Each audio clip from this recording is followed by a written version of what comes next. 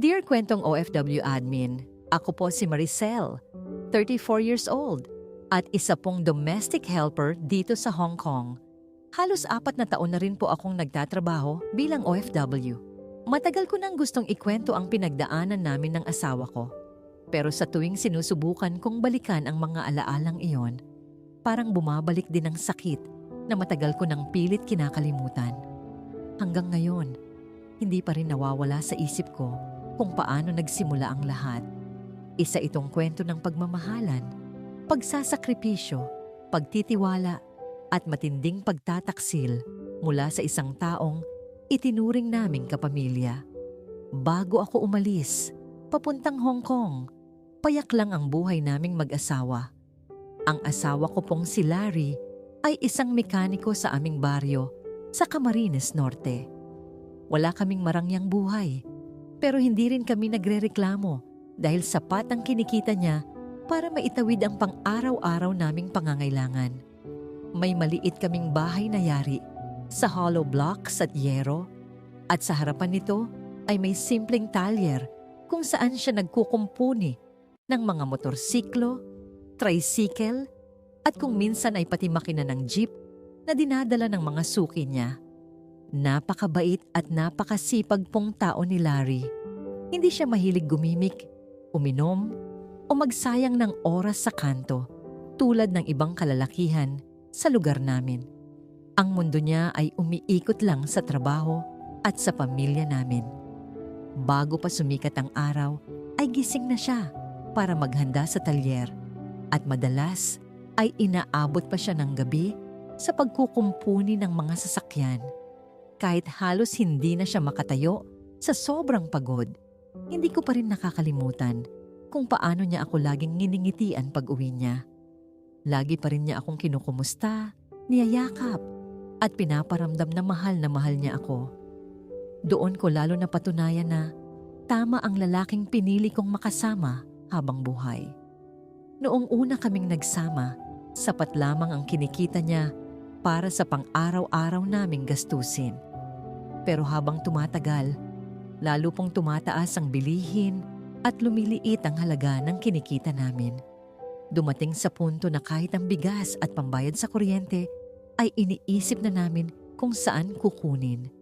Isang gabi, habang magkatabi kaming nakahiga at pinagmamasdan ng kisame naming may tumutulong tubig kapag umuulan, marahan akong kinausap ni Larry.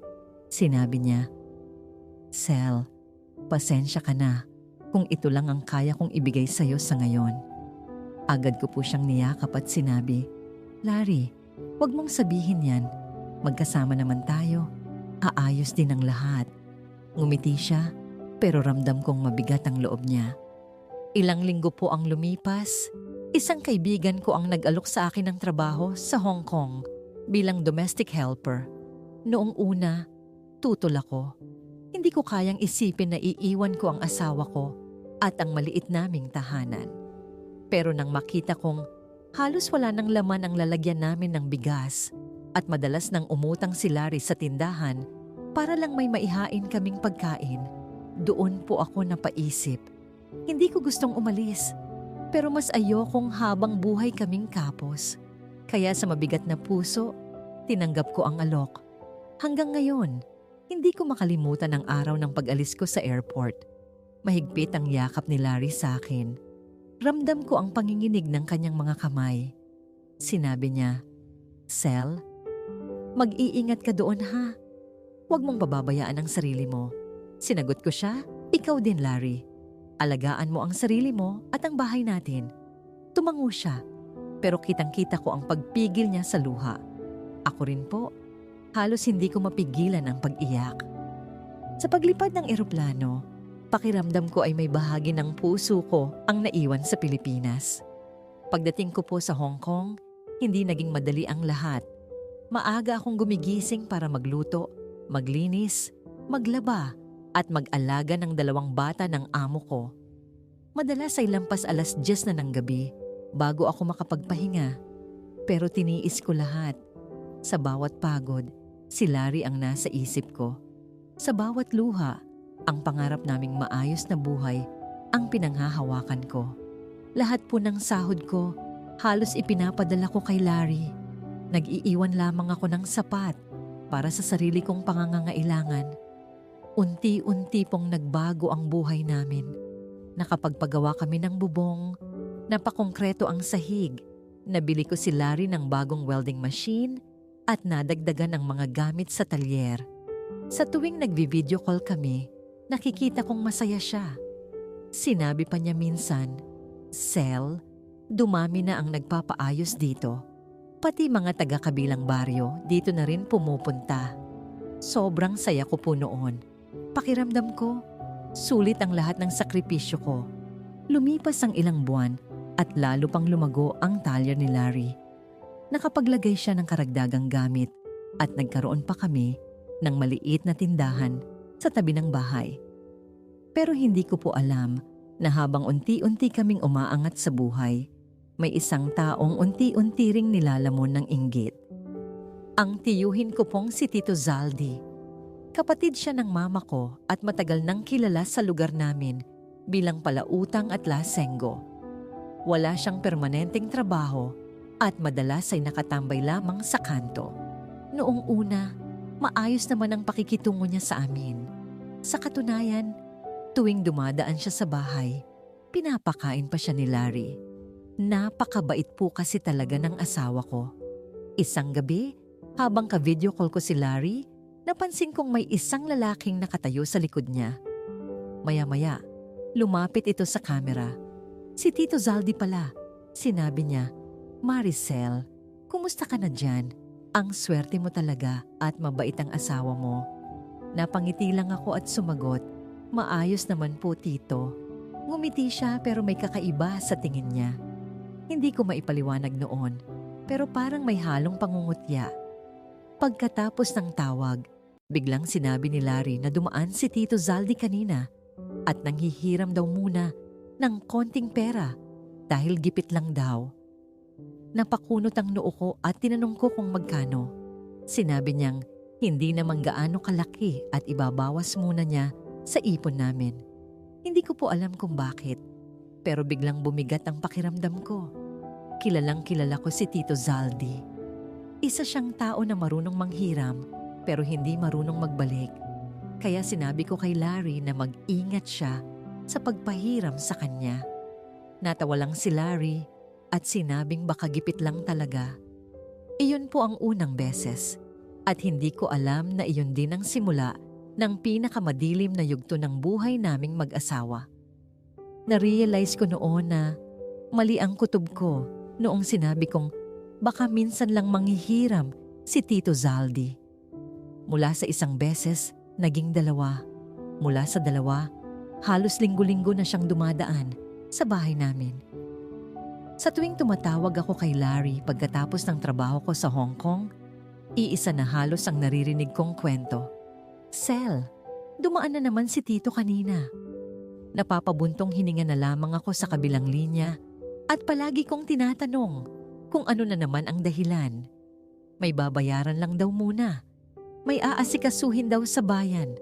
May utang daw na kailangang bayaran agad. At kung minsan ay may emergency daw. Sa una, pinipilit kong intindihin. Sinasabi ko sa sarili ko na baka totoong gipit lamang siya. Pero habang tumatagal, parang nasasanay na si Tito Zaldi sa paghingi. At ang mas masakit, si Larry naman ay hindi marunong tumanggi. Napakabait kasi talaga ng asawa ko. Sa sobrang bait niya, minsan hindi na niya iniisip kung may maiiwan pa ba para sa amin.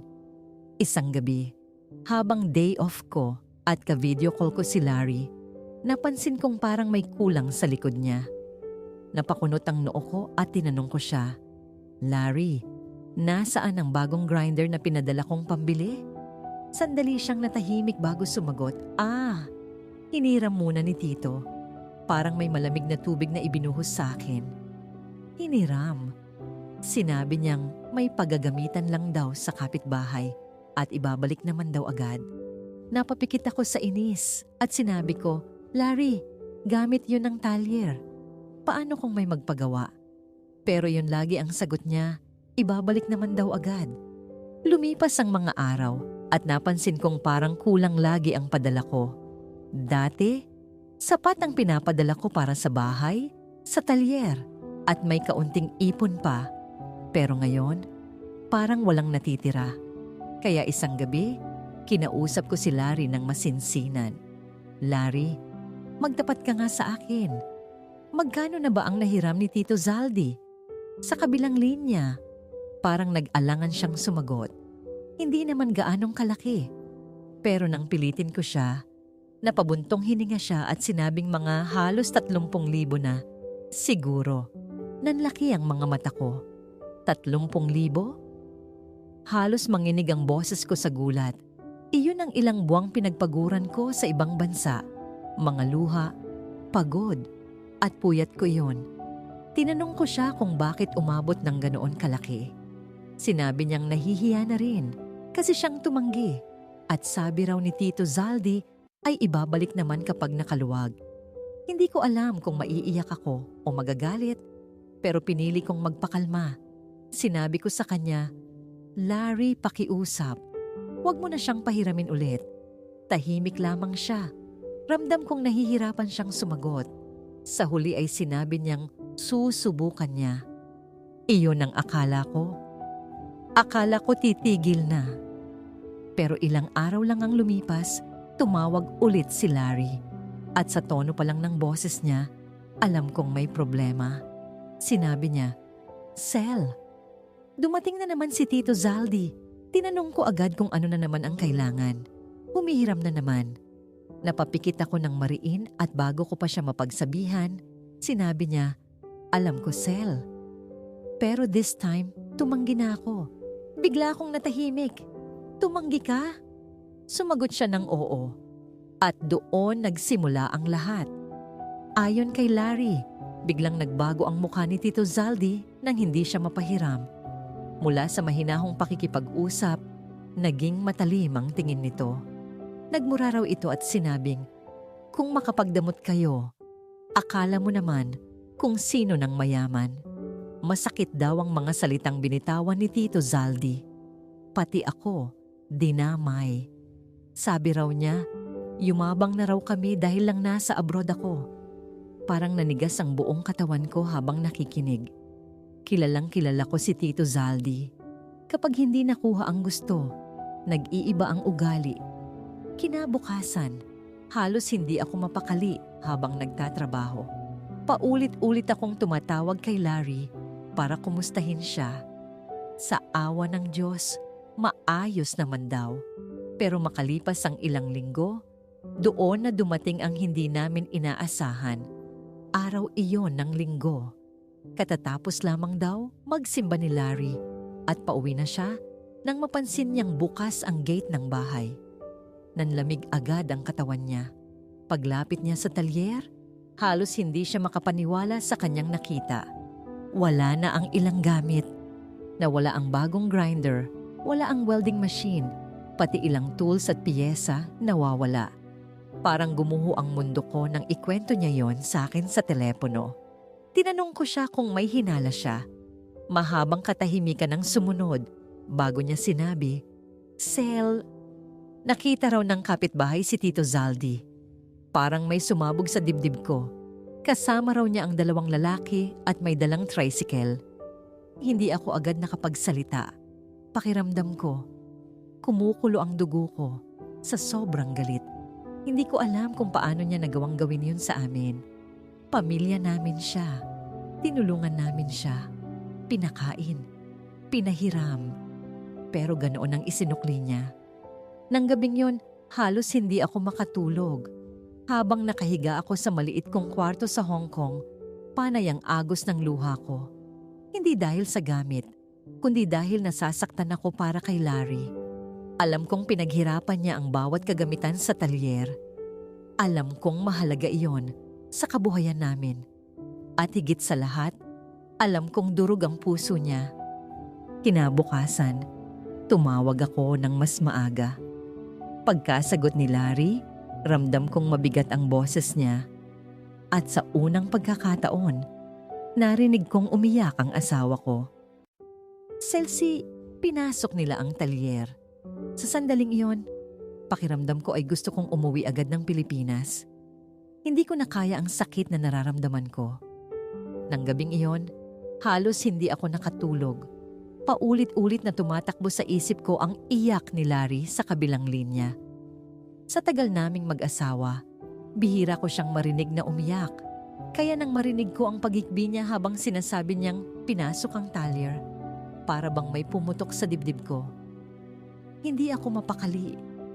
Habang nagtatrabaho ako kinabukasan, mali-mali ang kilos ko. Paulit-ulit akong napapagalitan ng amo ko dahil hindi ako makapag-focus. Ang isip ko ay nasa Pilipinas, nasa bahay namin, at nasa asawa kong mag-isang pinapasa ng lahat. Kinagabihan, agad akong tumawag kay Larry para kumustahin siya. Tahimik siya sa kabilang linya. Nang sabihin niyang ayos lang siya, alam kong nagsisinungaling siya para hindi ako mag-alala. Sinabi ko sa kanya na hindi niya kailangang magpanggap sa akin. Napabuntong hininga siya at marahang nagsalita. Masakit lang, Sel. Pinaghirapan natin lahat yon. Napaluha ako.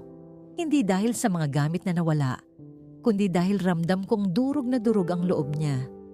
Doon ko naramdaman na hindi na sapat ang simpleng pagdamay sa tawag. Kailangan ko siyang makita. Kailangan ko siyang makasama. Kinabukasan, kinausap ko ang amo ko at nakiusap akong makapag-emergency leave. Sa awa ng Diyos, pumayag sila. Hindi ko na inintindi kung mababawasan ang sahod ko. Ang mahalaga, makauwi ako. Sa buong biyahe pauwi ng Pilipinas, halo-halong emosyon ang nararamdaman ko. Galit, inis, pag-aalala, pero higit sa lahat, takot. Takot sa kung ano pang maaaring gawin ni Tito Zaldy. Pagdating ko sa bahay, halos hindi ko mapigilan ang pag-iyak nang makita ko si Larry. Mukha siyang pagod at may lungkot sa mga mata niya na hindi ko pa nakita noon. Mahigpit ko siyang niyakap at paulit-ulit na humingi ng tawad dahil hindi ako agad nakauwi. Mas hinigpitan niya ang yakap niya sa akin at sinabi niyang, ang importante ay nandito na ako. Pagpasok ko sa talyer, doon ko nakita ang pinsala. Halos kalahati ng mga gamit ay wala na. Ang bagong welding machine na pinag-ipunan ko ng ilang buwan, wala na rin. Nanlambot ang mga tuhod ko. Parang gusto kong sumugod agad sa bahay ng mama ko, kung saan madalas nakatira si Tito Zaldy. At iyon nga ang ginawa ko. Kinagabihan, hindi na ako nagpatumpik-tumpik pa. Dumiretso ako sa bahay ni mama. Pagdating ko, nadatnan kong nakaupo si Tito Zaldy sa labas, may hawak na sigarilyo at tila walang pakialam sa mundo. Nang makita niya ako, ngumisi pa siya at sinabing, "Uy, umuwi ka pala." Hindi ko na napigilan ang sarili ko. "Tito, bakit mo ginawa iyon?" Nagkibit balikat lamang siya at sumagot, "Ano bang ginawa ko?" Halos manginig ako sa galit. Habang sinasabi ko na huwag niya akong lokohin. Dahil alam kong siya ang kumuha ng mga gamit sa talyer ni Larry. Biglang tumalim ang tingin niya at sinabi, "Kung hindi lang madamot ang asawa mo, hindi sana aabot sa ganyan. Parang kumulo ang dugo ko." "Madamot? Ilang beses ka naming tinulungan." Tumayo siya at lumapit sa akin. Sinabi niyang, kung makapagsalita raw ako, ay akala mo hindi galing sa padala ko ang yabang namin. Nanlaki ang mga mata ko sa narinig ko. Doon na kami nagsigawan. Lahat ng hinanakit ko, lahat ng galit ko, ibinuhos ko sa kanya. Dumating pa sa punto na pumagitna na si mama para paghiwalayin kami. Sumisigaw si mama na tama na. Pero wala na ako sa sarili noon. Nasabi ko pang lagi na lang niyang kinakampihan si Tito. Napahagulhol ako sa sobrang galit. Pati si mama, napaluha na rin. Mabuti na lamang at dumating si Larry para sunduin ako. Pag-uwi namin, pinakalma niya ako. Sinabi niyang hayaan ko na muna. Pero paano ko hahayaan? Tayo na nga ang ninakawan, tayo pa ang lumalabas na masama. Niyakap lamang niya ako. Ramdam kong kahit siya, sobrang nasasaktan na rin. Sa mga sumunod na araw, pinilit naming bumangon. Ginamit ko ang natitira kong ipon para muling bumili ng mga gamit sa talyer. Masakit sa akin dahil bawat perang ginagastos ko ay bunga ng pagod at puyat ko sa abroad. Pero para kay Larry, handa kong gawin iyon. Unti-unti, muli kaming nakabangon. Dumami ulit ang nagpapagawa. Nagkaroon ng bagong mga customer. Parang bumabalik na sa ayos ang lahat. Akala ko, tapos na ang bangungot. Akala ko, iyon na ang pinakamasakit na pinagdaanan namin. Pero mali ako. Isang gabi, habang nag-aayos si Larry ng gamit sa talyer, napansin kong parang matamlay siya. Tinanong ko siya kung okay lang ba siya. Ngumiti siya ng pilit at sinabing pagod lang siguro. Hinawakan ko ang noo niya. Mainit. May lagnat siya. Agad ko siyang pinainom ng gamot at pinahiga. Akala ko simpleng pagod lamang. Pero kinabukasan, mas lalo pang tumaas ang lagnat niya. Maya't maya ang panginginig ng katawan niya. Hindi ako mapakali. Dinala ko siya sa ospital sa bayan. Ayon sa doktor, baka raw napagod lamang sa trabaho. Binigyan kami ng gamot at pinauwi. Sinunod ko lahat ng bilin ng doktor. Pero ilang araw na ang lumipas, hindi pa rin bumababa ang lagnat niya. Sa halip, mas lalo pa siyang nanghina. Napansin kong mabilis siyang pumayat. Halos wala na rin siyang ganang kumain. Isang umaga, habang pinupunasan ko siya ng bimpo, napansin kong may bukol sa gilid ng leeg niya. Nanlamig ang buong katawan ko. Larry, ano ito? Hinawakan niya ang leeg niya at napangiwi sa sakit. Hindi ko alam, Sel. Doon ako tuluyang kinabahan. At hindi ko pa alam na ang simpleng lagnat na yon ang simula ng mas malagim na mangyayari sa buhay naming mag-asawa. Mula nang mapansin ko ang bukol sa leeg ni Larry, hindi na ako mapakali. Parang bawat oras na lumilipas, lalo siyang nanghihina. Ang dating masiglang lalaki na maagang gumigising para magbukas ng talyer, ngayon ay halos hindi na makabangon sa higaan. Sa loob lamang ng ilang araw, kitang-kita ko ang matinding pagbabago sa kanya. Lalong lumaki ang bukol sa kanyang leeg. Mabilis ang pagbagsak ng timbang niya. Ang mukha niyang dating bilugan at masigla ay lumalim ang pisngi at namutla. Kahit ang pag-inom ng tubig ay nahihirapan na siya. Minsan, sa kalagitnaan ng gabi, nagigising ako sa deeng niya. Mahina niyang tinatawag ang pangalan ko habang hawak ang dibdib at leeg niya. Agad akong napapaupo sa tabi niya at hinahawakan ang kamay niya. Paulit-ulit kong sinasabi na, nandito lang ako at hindi ko siya iiwan. Pero sa totoo lang, unti-unti na rin akong nilalamon ng takot. Binalik ko siya sa ospital. Nagpa-check up kami sa ibang doktor. Nagpa-laboratory, nagpa-ultrasound, at nagpa-x-ray. Halos lahat ng perang na itabi ko mula sa pagtatrabaho ko sa abroad ay unti-unti nang nauubos. Pero ang pinakamasakit, wala pa ring malinaw na sagot ang mga doktor. May nagsabing baka infection, may nagsabing baka dahil sa sobrang pagod, at may nagsabing kailangan pa ng mas maraming tests. Pero habang naghahanap kami ng sagot, lalo namang lumalala ang kalagayan ni Larry. Isang gabi, habang pinapalitan ko ang damit niya, napansin kong may maliliit na sugat na tumutubo sa kanyang balat. Parang may mga pantal na unti-unting nagiging sugat. Napahawak ako sa bibig ko sa sobrang gulat at takot. Sa puntong yun halos maubos na ang lakas ko. Pagod na ako sa pag-aalaga. Pagod na ako sa kakaisip. Pagod na ako sa pag-iyak sa gabi habang natutulog si Larry. At higit sa lahat, natatakot akong baka mawala siya sa akin. Lumipas ang ilang araw at nagsimula nang kumalat ang usapan sa baryo. May mga nagbubulungan kapag dumadaan ako. May mga kapitbahay na patagong tumitingin sa bahay namin. Isang umaga, habang bumibili ako ng gamot sa tindahan, narinig ko ang bulungan ni na Aling Nena at Aling Shirley. Sabi nila, ang bilis daw kasi naming umangat sa buhay.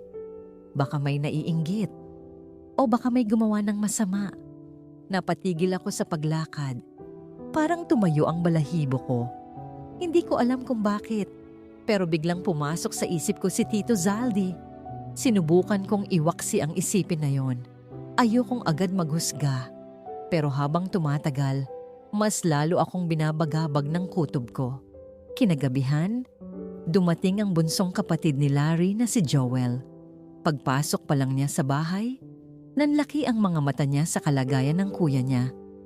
Tinanong niya ako kung bakit sobrang payat na ni Larry. Hindi ko na napigilan ng pagluha at sinabi kong hindi ko na alam ang gagawin ko. Doon niya iminungkahi na baka gusto naming ipatingin si Larry sa albularyo. Sa totoo lang, hindi ako naniniwala sa mga ganoong bagay.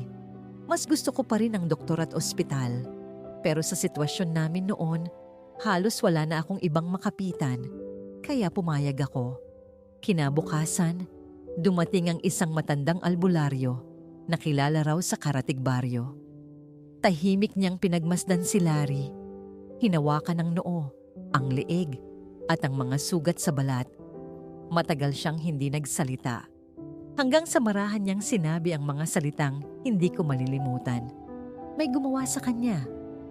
Parang tumigil ang paghinga ko. Tinanong ko kung ano ang ibig niyang sabihin. Tahimik siyang tumingin sa akin at sinabing hindi ito ordinaryong sakit. May matinding galit at inggit na ibinuhos sa asawa ko. Nanlamig ang buong katawan ko. Hindi ko alam kung dahil sa takot o dahil sa kutob na kanina pa. Gumugulo sa isip ko. Tinanong ko kung sino. Napapikit ang matanda at sinabi niyang isang lalaki, malapit sa pamilya at may sama ng loob sa amin. Parang may kumalabog sa dibdib ko. Dahan-dahan kong binigkas ang pangalan. Si Tito Zaldi po ba? Dahan-dahang iminulat ng matanda ang kanyang mga mata at tumango. Pakiramdam ko, nanghina ang mga tuhod ko. Parang gusto kong sumigaw. Parang gusto kong sumugod sa bahay niya. Lahat ng nangyari sa amin ay nagsimulang magdugtong-dugtong sa isip ko. Ang inggit niya sa pag-asenso namin. Ang pagnanakaw sa talyer. Ang galit niya nang tumanggi si Larry. Ang mga tingin niyang puno ng puot. Parang unti-unting nabuo ang kabuuang larawan. Napaupo ako at tuluyang napaiyak. Bakit niya magagawa yun sa amin? Wala kaming ginawang masama sa kanya. Mahigpit kong hinawakan ang kamay ni Larry habang mahina siyang nakatingin sa akin. Hindi ko na napigilan ang sarili ko.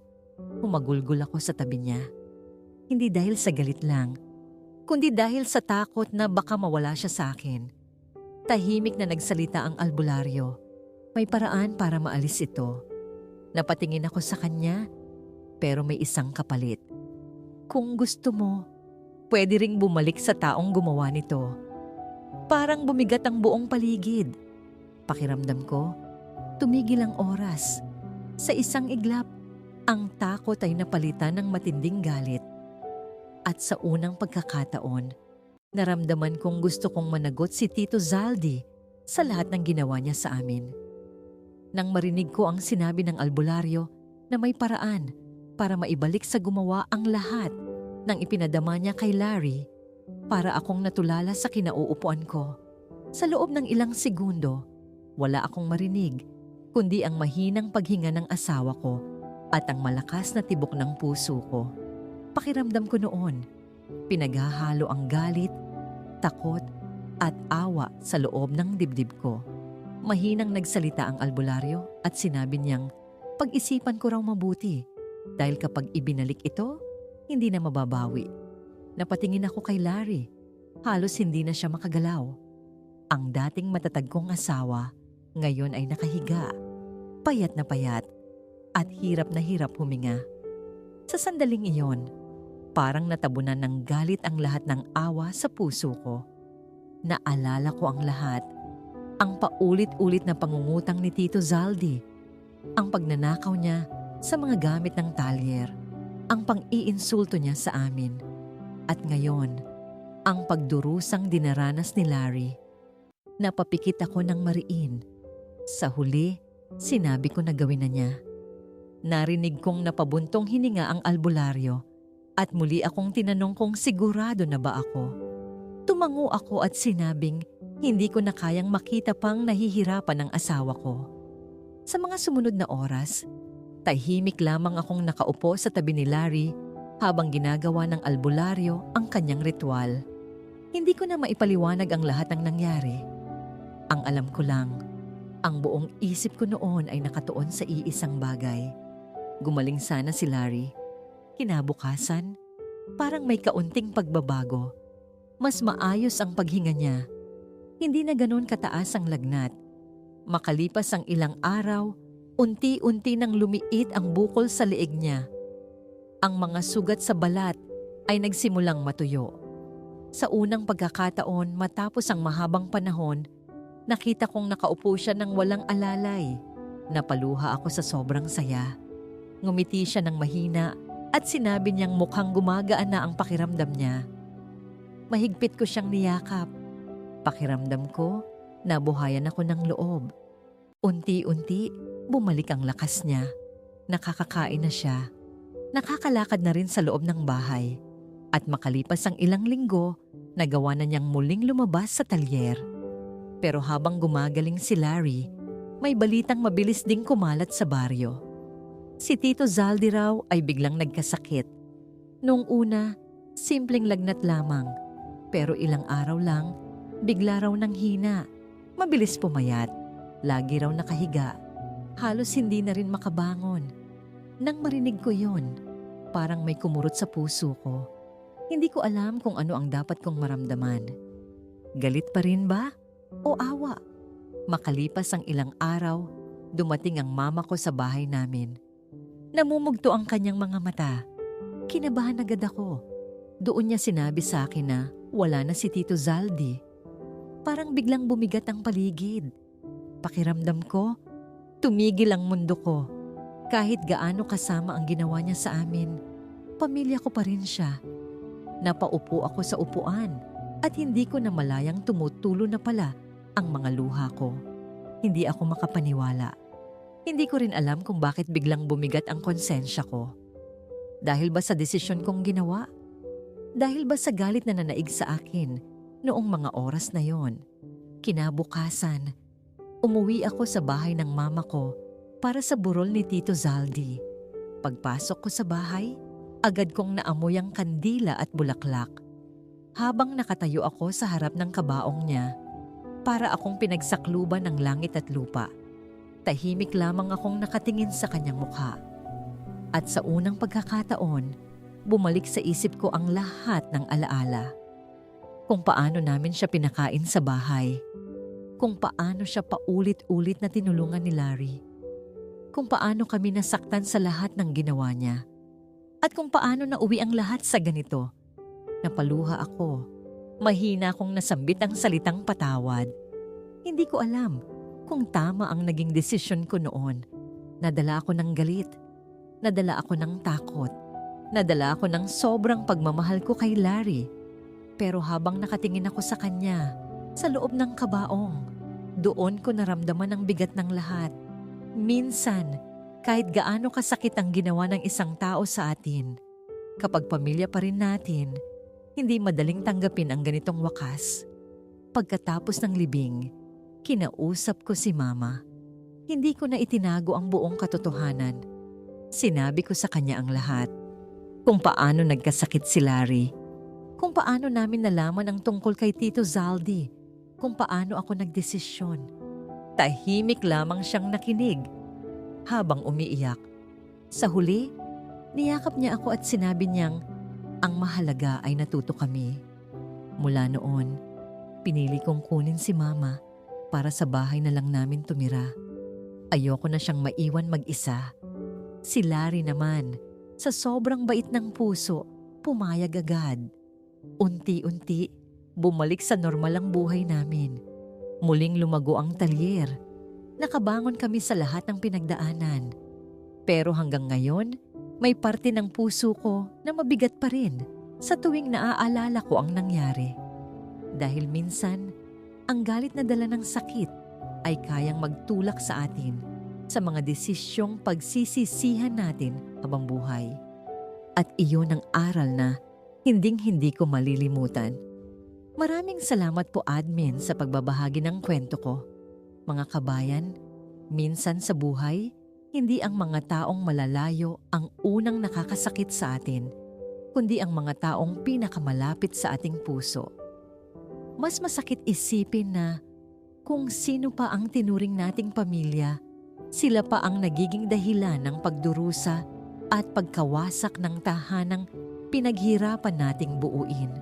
Sa kwento ni Maricel, nakita natin kung gaano kabigat ang sakripisyo ng isang OFW. Ang bawat padala, bawat puyat, bawat pagod sa ibang bansa ay bunga ng pagmamahal para sa pamilyang naiwan sa Pilipinas. Pero sa kabila ng kabutihan at pagtitiis, may mga taong nilalamon ng inggit at sama ng loob. Ang pinakamahalagang aral dito, mga kabayan, ay huwag nating abusuhin ang kabaitan ng kapwa, lalo na ang sakripisyo ng mga OFW na malayo sa kanilang mahal sa buhay. At sa mga tulad ni Maricel, minsan ang galit at takot ay nakakapagdala sa atin sa mga desisyong mabigat sa konsensya. Kaya sa bawat hakbang na gagawin natin sa buhay, isipin muna natin ang magiging kapalit nito sa huli. At kayo mga kabayan, gusto naming marinig mula sa inyo. Saang bansa niyo po pinapanood ang video na ito? I-comment niyo po sa baba kung nasaan kayo ngayon. Hong Kong ba? Dubai? Saudi? Canada? Singapore?